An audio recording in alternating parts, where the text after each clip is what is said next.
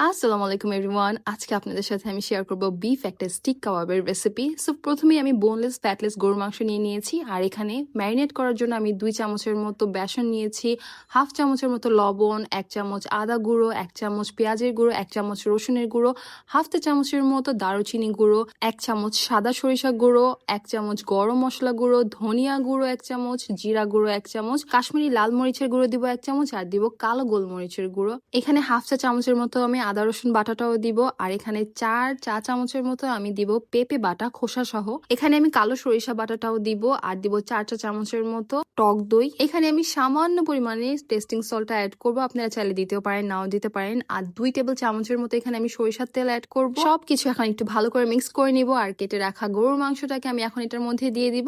তারপরে এটাকেও আমি ভালো করে মিক্স করব। ফার্স্টে আমি টমেটো ক্যাচাপ দিতে চাইনি, পরে চিন্তা করলাম যে না, একটু দিয়ে দিই, ভালোই লাগবে।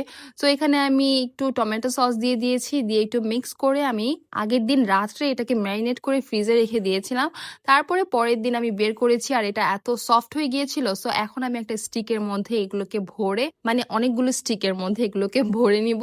আপনারা চাইলে একবার স্টিকে গেঁথেও ফ্রিজে ম্যারিনেট করে রেখে দিতে পারেন, ওটা তো কোনো সমস্যা নেই। আমি আর কি পরে করেছি এটা। সো এই তো আমার অলমোস্ট 7টার মতো স্টিক হয়েছে। এখন আমি একটা প্যানের মধ্যে সরিষার তেল দিয়ে দিয়েছি, আর এখন আমি একদম মানে অল্প থেকে একটু বেশি আছে এগুলোকে সুন্দর করে ভেজে নিব। আই নো যদি কয়লার মধ্যে ভাজতাম এটাকে আর কি বারবিকিউ স্টাইলে, তাহলে আরো অনেক বেশি জোস হতো। যেহেতু আমার কাছে ওই অপশনটা নেই, সো আমি প্যানের মধ্যেই ভেজে নিচ্ছিলাম।